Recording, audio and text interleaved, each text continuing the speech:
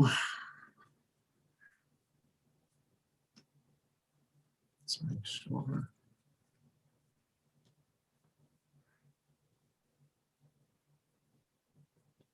Okay, I think we are good to go. Hold on. All right, perfect. Hey, folks, thank you all for joining us yet again. This is the Caribbean Blockchain Alliance Ask Me Anything series. This is, we're now doing blockchain and equity, which consists of NFTs, DeFi, and land services. This is the DeFi section. Just want to thank all of you again for joining. The ones who have been joining the whole time, thank you again. And I think we'll just start off. So right now we have Ryan Watkins with us. I'll quickly read off his bio. Ryan Watkins is a Senior Research Analyst at Messari. Prior to joining Messari, Ryan worked as an investment banking analyst at Moelis Company, where he advised on mergers and acquisitions, private placements, and restructurings across all industries with a focus in tech, media, and telecommunications. He previously held positions at Bank of America, Merrill Lynch, and CastleOak Securities. Ryan holds a Bachelor of Science from Fordham University, where he studied finance and computer science. So Ryan, thanks again for joining. If there's anything else you want to, say very quickly, talk about yourself, how you got here, how you started at Messari, anything like that? Yeah, sure. Yeah, so I guess that was like kind of the short professional background. I guess what I do at Messari now is really just do research, and I focus on specifically like DeFi and stablecoins, much of what we'll probably discuss today, and then also Bitcoin and Ethereum, because they're like the two most significant blockchains in this industry, and it's kind of hard to not focus on them as well. Yeah, just a little bit about me. Awesome.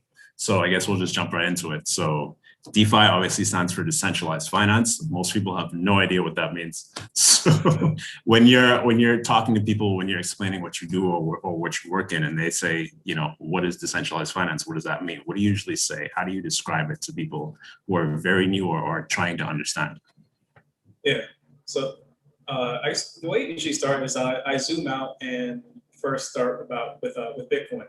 And what Bitcoin is in simplicity, it's kind of like internet money. It's this scarce digital asset that lives on the internet.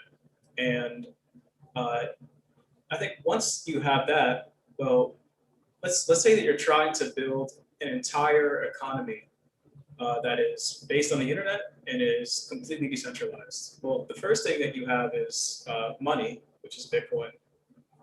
Next, you probably want to go and build a financial system so you can go and do things with this money, like borrow and lend and exchange and save and invest, and all these different verbs that we typically use when we interact with financial institutions. And then once you have these financial institutions, well, then you can start building a wide variety of other use cases on top, right? And those are everything ranging from, I guess, in the blockchain world, like digital art and NFTs, and kind of like Web 3.0, which is another sector that is, kind of basically taking some of the web applications we use today and kind of getting rid of the middlemen in between. So that's probably the framing for what DeFi is, kind of like this financial system for a decentralized economy.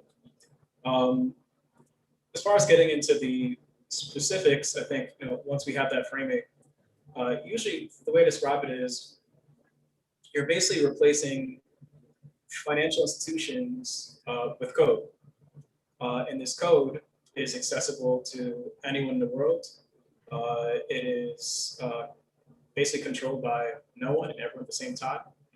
It is transparent, and it treats everyone the same, right? And I think that's like very powerful. One, because it opens financial services to everyone in the world with internet connection, and allows everyone to participate in the global economy. And two, because it is really just owned by the people. So that's probably like the framing for DeFi that I like to say. And then obviously, like once you kind of have that, we can get into the specifics of how many different projects work and everything like that. No, I like that a lot. I mean, especially if you're thinking of all these decentralized protocols as economies, and you have to, if you're building an economy, obviously there's a financial aspect. So having this decentralized economy, decentralized financial environment, institutions, et cetera, on top of it is really powerful. So yeah, I really like that framing, and I think it would make a lot of sense to a lot of people, especially for people in the Caribbean, where we are, where, there's a huge lack of access. There's a lack of, most people can't just, invest in certain products or companies. And there's a lot of activity that we're just left out of, which also keeps us out of, wealth building, anything like that. So the idea of, a totally decentralized finance that's owned by us and something we have full access to is extremely powerful. I think there's a lot of great things coming in that framework. So to kind of go a little deeper into that, what was the aha moment? What was it about? I mean, even just outside of crypto, more so into the specifics of DeFi, what was the thing that made you say, okay, this is actually amazing, this is extremely powerful, the kind of central point? Yeah, I think it probably wasn't really just like learning about this stuff. It was really using and participating in these communities. And what I mean by that is, it was as simple as going on to one of these decentralized exchanges and doing an exchange, right? And that was really powerful because in that entire process, I am only interacting. I'm not actually interacting with any other human in the world. I'm just interacting with this code that is literally providing financial services to me. And that entire time, like, all I needed was an internet connection. I didn't need to prove that I had residency somewhere. I didn't need to prove that I had some kind of license or some age or whatever it may be. I can just use it. So that's probably the aha moment from the consumer side. It was just very easy to use and onboard and empower. But I think probably the even more empowering side of it was the flip side of it, where anyone in the world can actually create their own financial services and financial products. So if you had any software development talents, you could just write an application and then deploy it onto Ethereum. And now you just launched a financial application that everyone in the world can use the second it gets deployed, which hasn't really been possible before. I mean, you think if you were to launch a financial application in, say, like the United States, for example, and you want everyone in the United States to use it, well, you need to go maybe get licenses in every state to go and do that. And if you want to go to different countries, you have to do the same thing. Whereas here, it's just, you deploy some code, it costs you, I don't know, a couple $100s, and then boom, everyone can use it.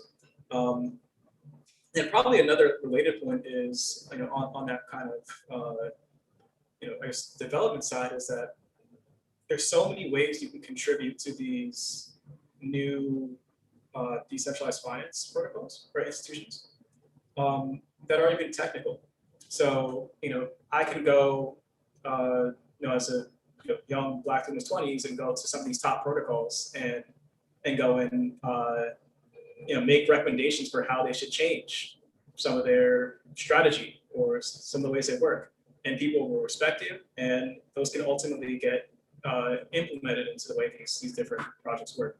And that's very empowering, because now, it kind of just breaks down, it kind of levels the playing field, not just who can use these different financial services, but who can actually participate in the creation and also the upside of them, right? Like being able to get at the ground floor. If you are a contributor, you get paid, and you get paid in equity, and the equity will be worth a lot more tomorrow than it is today. So that's really exciting. And that was like the big aha moment. It's like, all right, now everyone can really get involved in financial services in a way that hasn't been possible before. Yeah, no, that's just as you said, that's extremely empowering. And I mean, it also means that, you don't have to worry about favors or who or anything like that. It's literally, if you can build it, you can build it. And if it works, it works. And then people start using it literally all over the world. And once you have internet access, that's all you need, which is that it's next level in terms of how we interact with each other, how we build things with each other. It's going to be, And we're just seeing the start of it, right? We're going to see a lot more things come out of it, and a lot more products and protocols and all these things coming from people, say in the Caribbean, or say in Kenya or Ethiopia or Latin America, from places that don't typically have the best access, or the most people looking towards them for funding and whatnot. So yeah, I like the way you said that. It's extremely powerful. So we can dive in a bit, and pretty much we can go as deep as you want, basically. So the actual use cases. So obviously you have DEXs like Uniswap, we got liquidity pools, we have yield farming, you have lending platforms. How about it, basically? whichever aspects you want to talk about. Yeah. So I think that the first DeFi protocol that I always introduce to people is a project called Uniswap. And the reason why is because if you think about like what have been the most successful businesses in the space, they've been exchanges, like the people who enable people to speculate on the success of this industry and bet on the future. So those are companies like Coinbase and Binance and all the exchanges that that we hear about. Now, what's interesting about Uniswap is that, well, Uniswap is not a company; it's just code that lives on Ethereum, and it's not owned by shareholders. It's owned by a community of people who are token holders, and they have direct control over the direction of where this protocol goes. They reap the upside for it. I think what's the most interesting part about it is really two things. One, so here's how it works. So the difference between Uniswap and let's just use Binance as our kind of comparison, is the way that you trade on Binance is you go and submit orders to like an order book, and it kind of matches you with another trader, and that's how your order gets filled. The difference is with Uniswap is instead the way to think about it is like a marketplace, and on one side of the marketplace there's people who hold assets and want to earn yield on it, and they can take these assets, they can put it into basically a pool, and then on the other side of the marketplace are people who want to trade assets, and they can go in, basically deposit one asset into this pool and pull another one out, right? And they're basically trading. And this is what is called this is kind of like a liquidity pool that that's always available for people to trade against 24/7. And it's kind of a new way of building like an exchange.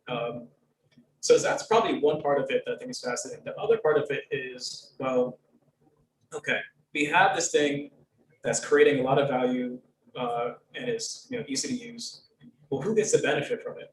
And I think what was interesting about Uniswap is that for a while, it didn't have a token. So it was just code that was running autonomously on Ethereum, but there was no like way to like own a piece of it. And what they did is back in September, they decided that every single person who has ever used Uniswap would now be kind of like airdropped these tokens that gave them ownership of Uniswap. And that was really powerful because each airdrop was worth at least, at the time, $1,200. If you had held that airdrop until today and not sold, it's now worth somewhere around like $15,000. And that's all only because you're using the protocol. So it kind of just, to me, it's like this good example of how these projects are changing the idea of how value gets distributed amongst the stakeholders in these institutions that govern our lives. Like automatic ownership, automatic equity, just for having used it, which is kind of how it should be. It's like, okay, if you're actually part of this community, you're part of the people that are helping us develop and build out and troubleshoot and test all these things. Yeah, you should own a part of it. It's like, in a weird way, it's like turning labor into ownership, or turning everything into a co-op at the end of the day, which is extremely powerful. That's exactly what it is. So it's almost like if Uber had distributed Uber shares to its like earliest drivers and riders, because you know what, Uber would not exist without those people. And the earliest drivers and riders, like they took real risk. At the time, it wasn't kind of a cultural norm to just go into some stranger's car and let them drive you, or to pick up some stranger on the street and let them and drive them. Exactly. They really helped make this thing possible. So basically the equivalent there is like, yeah, you basically giving those people a ton of Uber shares, and those people, they would be worth tens of millions of dollars right now because of the role they played, and that probably makes that feels like a fairer way of distributing the value in these marketplaces than Right. It solely going to people who are like the developers or the founders of these different projects. It also just empowers the people who use it, which I think is most important, so that they have a say in this company that is playing a huge role over their lives. So that's probably like my favorite example of DeFi. Happy to jump into other examples. Yeah, I was just gonna say the first time you use Uniswap, it's basically a whole new world. You're trying to figure out how it works, and everyone asks, well, okay, if this is based on liquidity, where does the liquidity come from? And the answer is it literally comes from anywhere. Anyone who can put liquidity into the system, they can do it from wherever they are. It's literally an automatic global financial system that doesn't have these kind of issues that the traditional financial system has. So it's extremely powerful. I don't know if there's anything else around liquidity pools that that might be helpful if you want to jump into that, or you could go into maybe the lending platforms. Yeah. So lending platforms. So I think, and I think one theme you'll see as I explain these is, in many cases, a lot of these different protocols are just big pools of liquidity. So they're places where people deposit assets, and then that protocol will kind of regulate how those assets are moved around in the simplest way. So with Uniswap, like I said, you deposit assets in this pool, and then Uniswap takes those assets and makes markets with it so people can trade. The way these lending protocols work is that, you can deposit assets into a pool, right? Like a single asset. So say I had Ethereum, I could deposit it into a pool, and I'd start earning interest, right? On the flip side, if someone wants to go and borrow that money, well, one thing that is important to understand in DeFi is that, well, if you don't have an identity, how can you borrow money? Or why would you lend someone money if you didn't know who they were? They could just run away with it, and then you just lost money. Exactly. So no recourse. So there's no recourse. So the way that these lending protocols work is that if you want to borrow money, you have to first post collateral. So say maybe you're an early ETH investor, you hold $1 million of it, and now you don't want to sell your ETH, but you want to go and buy something, right? So you maybe just go and you deposit your ETH into one of these lending protocols, and then you can borrow a stablecoin and use that stablecoin to go and do whatever, right? Now, stablecoin is basically being borrowed from someone who deposited a stablecoin into this pool, right? So it kind of creates this like one giant money market where anyone can use these assets as collateral and then borrow assets from the pool. And kind of the leading examples of this are Compound and Aave, which are like I said, the two leading examples. And I think those are probably one of the simpler DeFi protocols to understand. Right. I think that's pretty cool because, I mean, again, you don't have to worry about filling out 4 or 5 pages worth of forms just to be able to get a loan. It's kind of an automatic system, and it kind of reduces still the worry of defaults or default risk because you have to place collateral at the end of the day.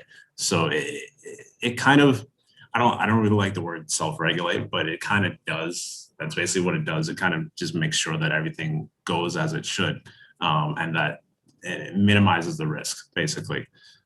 So I think, like you said, Compound and Aave are both extremely cool. And they're already pretty huge at this point, and they're just getting bigger and bigger. But it's kind of which is good because it means that it has that solvency at the end of the day. You don't have to worry about a downturn in the market causing the whole thing to collapse or anything like that, which is very cool. I think the two points out there. So Compound and Aave now each have over $10 billion in assets deposited into their pools. So these things are pretty significant already. Yeah. And also on the second point about these things can weather these downturns. I mean, like a week ago was an absolute bloodbath in this industry, and it sucked. And many of these assets were down 60, 70, in some cases 80%. And not a single DeFi protocol went bust. They all worked. So in the case of something like Compound, it was able to effectively take this collateral and liquidate it to ensure that the protocol remained solvent. And Uniswap, it was able to continue making markets with the assets that it had. So the stuff is like already proving out to be ultra reliable financial infrastructure that is, like I said, resilient to these major shocks to the system, and is running 24/7 and available for everyone to use. Which is insane. I mean, you don't have to worry about when people are going to bed and waking up because it's all day. And that just shows how robust it is as a financial system. The fact that it can weather these massive crashes and be completely fine, all of them across the board. That's massive to think about. And the thing that always crosses my mind is the fact that if these systems were set up for the 2007, 2008 market crash, I mean, one, it wouldn't have ever gotten as insane as it did. But even if it had, the whole system wouldn't have collapsed the same way it did, where there had to be, all these liquidations, all these bailouts. This is literally the evolution of a system that can actually work for everybody in some way, at least, and where we're not beholden to these kind of massive financial, some of these banks or some of these institutions where we have no say or we have no control. This is, and the idea of everybody being able to have a piece of it or some part of it. So I think it's really, really cool. And I'd also add on that point of like the 2008 crisis. I think one of the key differences with DeFi is that there would have been transparency into the balance sheets of all these institutions because it's all recorded on chain. So say with Compound, I mean, this is all its assets and all transactions are recorded on Ethereum, which is a public ledger that anyone can go and read, right? So you can literally know every single transaction that has ever taken place on Ethereum and on Compound. You can know every single asset that it holds right at this second.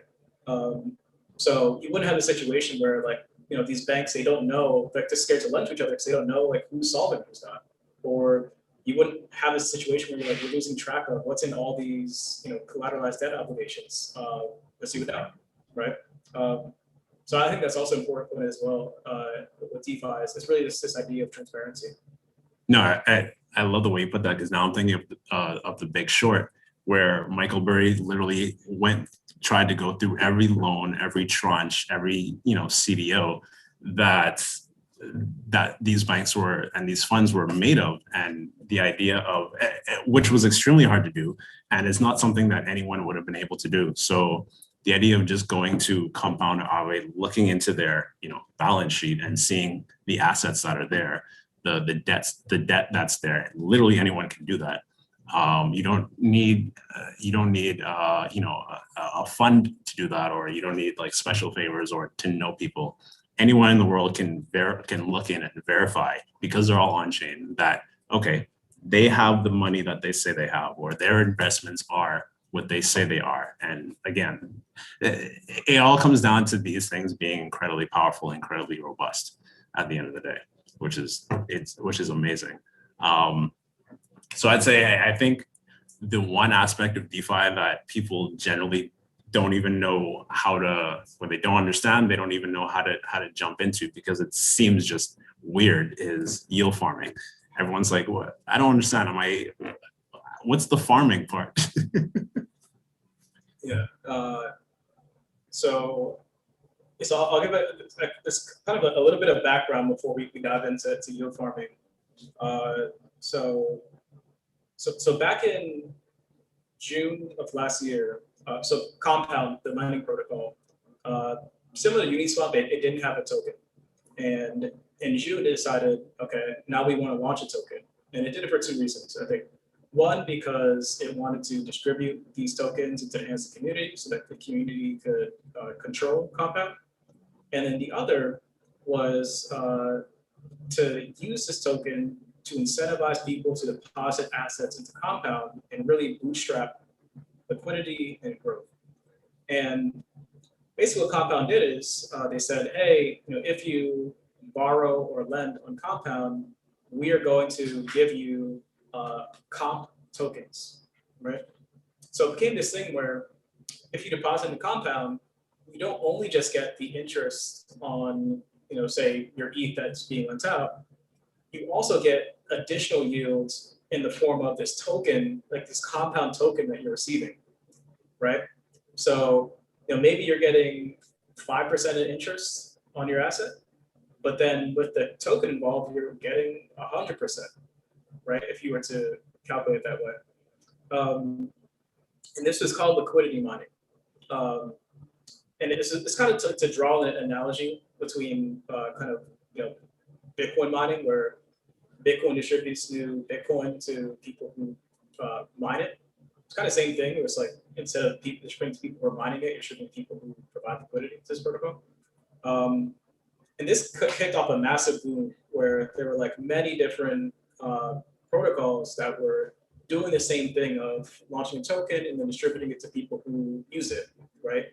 And it became this thing where you could earn a ridiculous amount of money by using these protocols. So you can go and deposit your, let's say, ETH into one of these new protocols. They'd be giving you a ton of tokens for doing that. And you have different options. You can decide to sell them immediately and realize that yield, or if it's a promising project, you could hold it. And in some cases, like there's one project called Yearn or Wi-Fi's token, where it did this kind of event where it distributed all its tokens to the community over a 2-week period. And when people were kind of depositing their assets into it and getting this token, they could have got 1,000% yields for 2 weeks. Now, some people were like, you know what, that's enough. I'll just take the 1,000% yields and I'll sell all of them as I get it. But some people saw the value in the project and they held on. And within 6 weeks, this project was worth $1 billion. And many people became ridiculously rich overnight.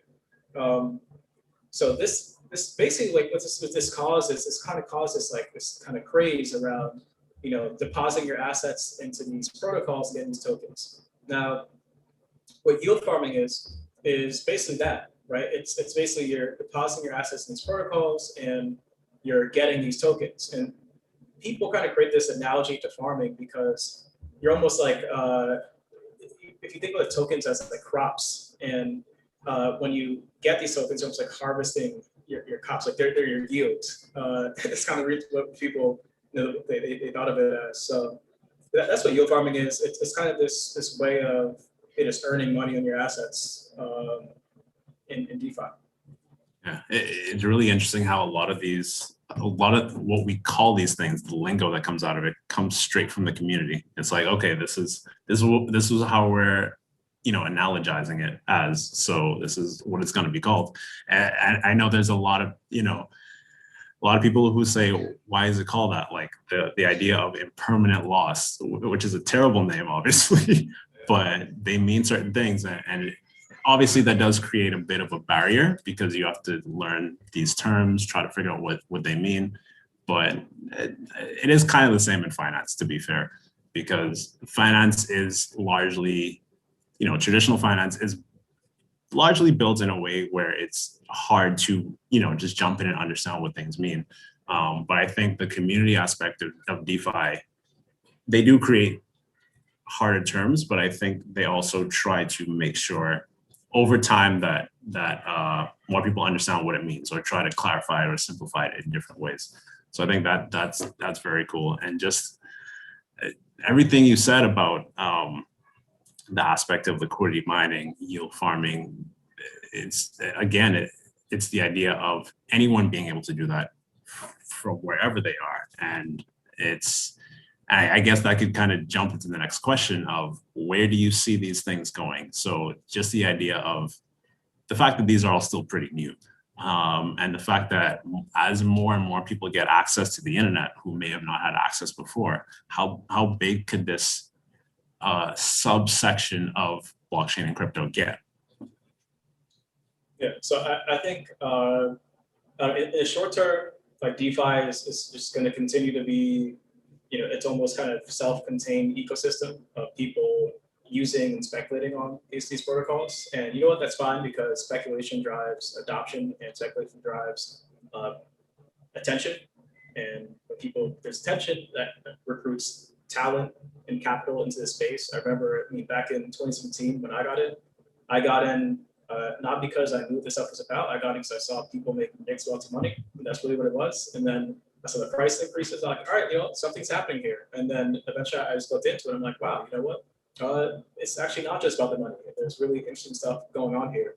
And I imagine there's be many people who go through that same process this cycle around when they see this stuff.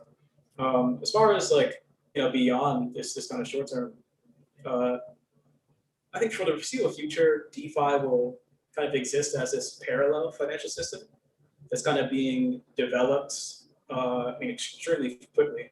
A lot of these projects are, in some cases, like less than a year old, but in most cases, just a couple years old. So they'll continue to develop in parallel.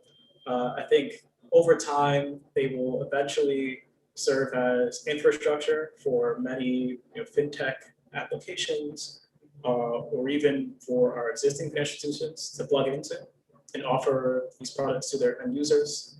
This is already starting to happen to an extent with crypto native companies, like Coinbase or Binance, that offer their users the ability to interact with some of these protocols directly through their own interfaces. And I think eventually it'll get to the point where many of these financial institutions, I think, probably they'll be replaced eventually. Now, how does that look? I'm not sure. It's clearly many news organizations have been replaced by these internet platforms, but they still exist. So I'm sure probably the same way.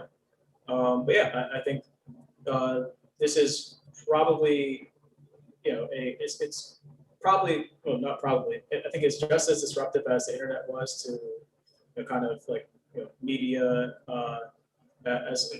but this would be for finance. And eventually, this is almost what fintech.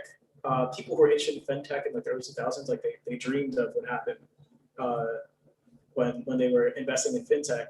But reality was that they're just building front ends on top of existing infrastructure. So yeah, I think eventually people just realize, this is a fundamentally better way of providing financial services to people.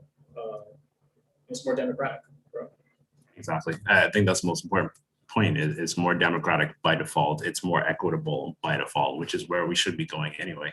And I love that you brought up fintech, because that was actually my experience. Because before I got into blockchain, I was really big on fintech, but I always felt that something was missing. There's a lot of certain aspects, especially down here in the Caribbean, that even a lot of the fintech companies, we still can't really get proper access to.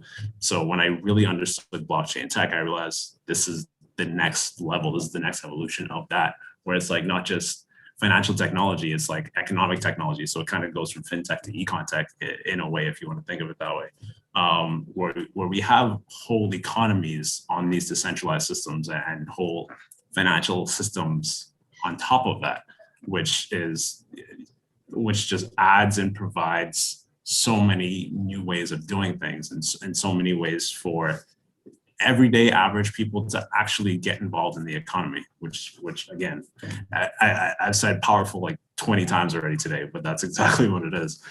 So yeah, no, that's a great example. I'm also thinking of, I guess, kind of back to the liquidity aspect, or just these kind of protocols in general.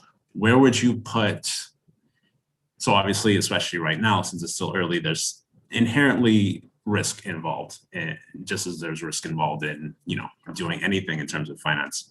But what would you say to people who just think of it as too risky, or just don't understand what the risk may be? Yeah, so I'll divide the risk up into probably three categories. One would be using DeFi, so like putting your money into these projects. The other one would be investing in DeFi, and the third would be like ditching your career to go work in DeFi. So I'll start with the first. So depositing your money into DeFi is definitely, well, depending on where you live, I guess more risky than depositing your money in a bank for sure. I mean, for example, if you were to deposit your money into a bank in the US, like you'd be insured by the FDIC, at least up to a certain amount. Whereas here, if these protocols fail, you lose everything because the transactions on blockchains are irreversible. That said, there are other protocols that offer insurance products that you can use, and those are going to continue to be more developed and bounce over time. So I think eventually, it can offer a experience that is just as safe, if not safer, than putting your money into a bank account. As far as like the using protocols that don't require you to actually deposit your assets into them. So say if you want to do a trade on Uniswap, I mean that's less risky than using a like Binance, to be honest. And the reason why is because you actually control your assets. So one of the things with Binance or any exchange is that when you go and say use Binance, you have to deposit they basically hold your cryptocurrency for you. And if there's one thing that exchanges are known for beyond making money in this industry is losing it when they get hacked. And the thing with Uniswap is that it actually can't get hacked because you don't hold your assets on there. So I think something like that, it's just fundamentally less risky. Just probably user side. As far as the investment side, yeah, I mean, these are, like I said, in some cases, less than a year old. In other cases, just a couple years old. So they could fail, obviously. And just like anything at this early stage can. But that being said, like you just have to weigh it against, the potential for these different protocols to one day be worth trillions of dollars, right? When they replace all the financial institutions in the world. At least that's how I think about it. And then probably the third one about career. I mean, I think it's like the best time to get involved in this industry. There's just a ridiculous amount of opportunity here, and I remember like when I first got into industry, I thought that I was a little bit late, which is probably honestly insane. And to me, like I thought the biggest risk I was taking that it was going to take too long for this stuff to play out. But now I'm more confident than ever that this is happening. It's happening quicker than I even imagined. There's like a lot of career risk has been removed, right? Like it's no longer this kind of fringe industry where you tell someone like, oh, I work in crypto, they're like, you a drug dealer or something? Like, it's kind of strange. But now it's like, it's going mainstream, right? Like you have many of the most famous investors are talking about it. You have banks set up trading desks. You have companies buying Bitcoin. I mean, it's like one of many industries that exists right now, and one that's like very high growth. And to me, what I've always found was just exciting, at least personally, is that like your past experience or age doesn't matter in this industry. So it doesn't matter if you don't have any experience in finance or if you're 18 years old. You can go into this industry and you can start contributing at whatever level. It's on a really like merit based. Like in a meritocratic fashion. So yeah, that's why I'm like first excited to be in this industry. Yeah, and just like you said, the amount of opportunity that's there right now, just the ability to test these new technologies out and then see what's going to come later on. And even if you're not even trying to, worrying about the money aspect, just trying to understand the technology is incredibly important. I love that you mentioned the age too, because I think about Rari Capital, which apparently has a bunch of like 15 and 16-year-olds managing funds, which is insane to think about. But this is just the level of democratization that's there, where people who are smart and know how to figure out systems, figure out technology, they have opportunities.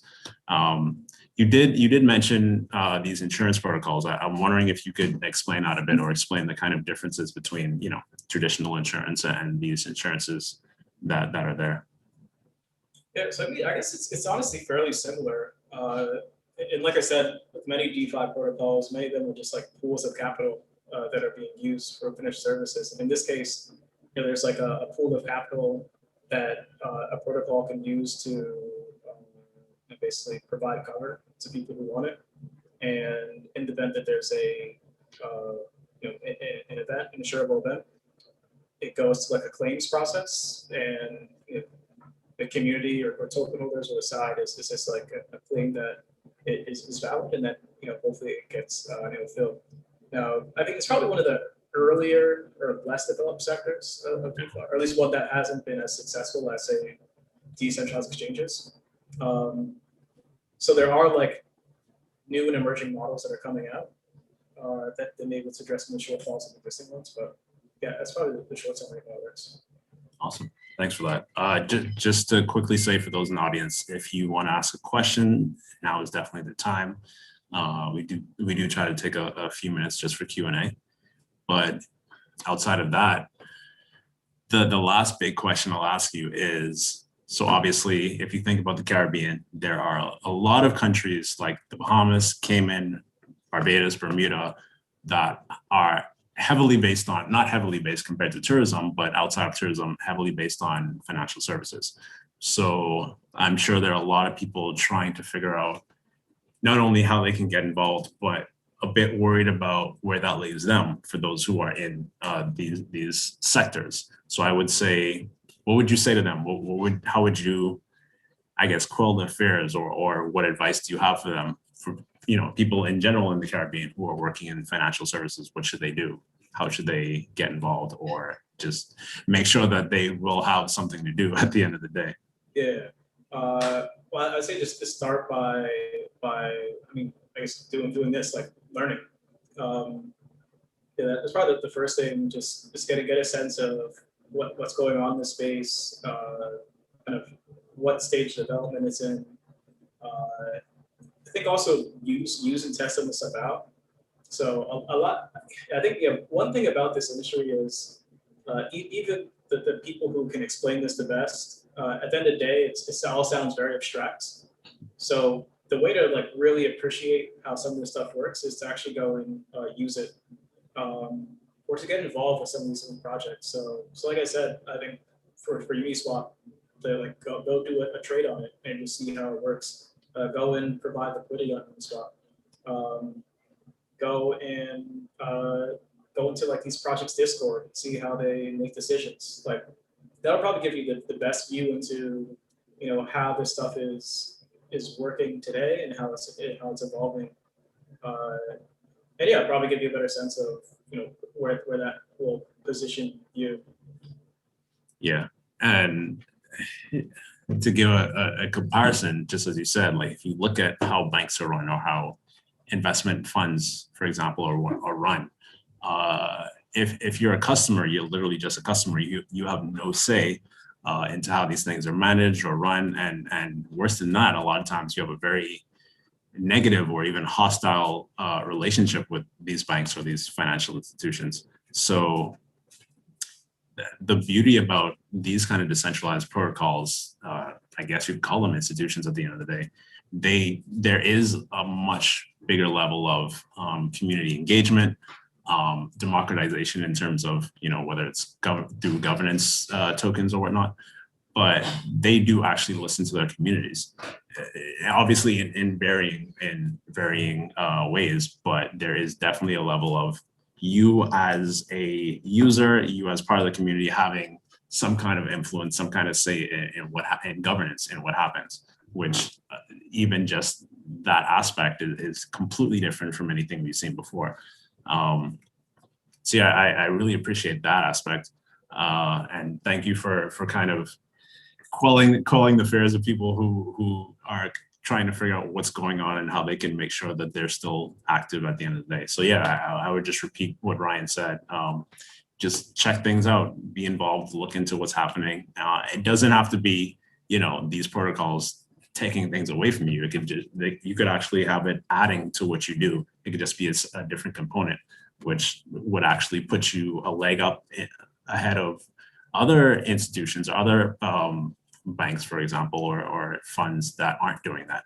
So yeah, it's definitely worth checking out. Oh, hold on, I do have one question. Okay, this is from Sam Campbell. What would be the best advice for how regulators should look to regulate DeFi to ensure the space is safe for participants? So that's an interesting one, because I guess there are some maybe some challenges with regulating DeFi. So, how do you regulate a financial institution that is not run by people and kind of lives as unstoppable code? It's kind of difficult, if not impossible, without just like banning people from using it in a sense.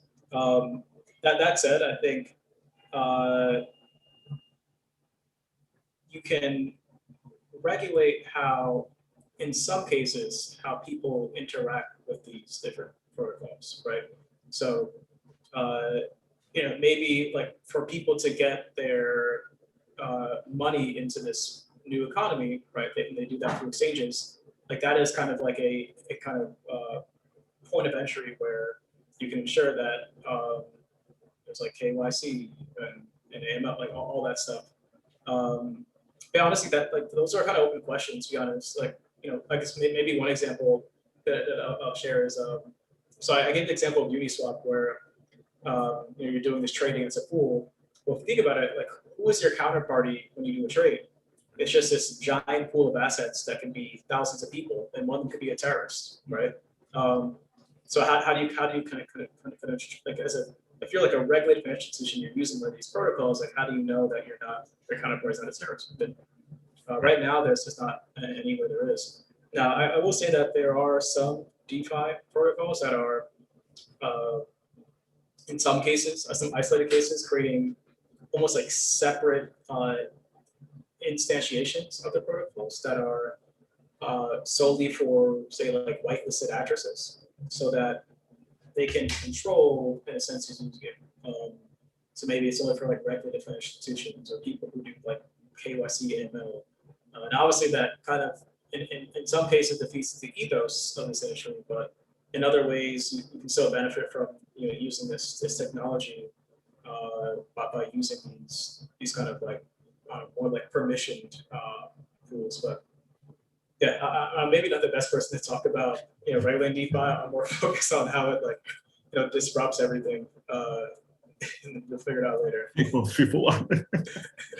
But no, that was actually a really good example, because I saw that Aave is doing something where they're using maybe a permissioned version of their main protocol, like kind of adding a side aspect to it, just so institutions can feel a bit more comfortable instead of just diving in outright.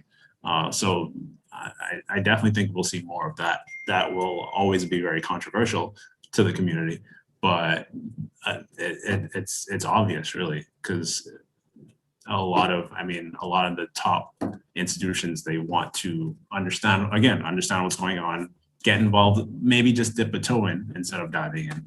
But we'll see how that progresses. We'll see what happens 10, 20 years into the future with these protocols and systems. It's going to be extremely exciting to see. Sure. But Ryan, definitely let people know how they can follow you. Please follow this man on Twitter. He has the best takes.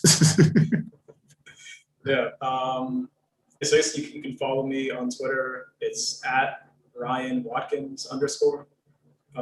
And then you can also follow my writing on Messari.io.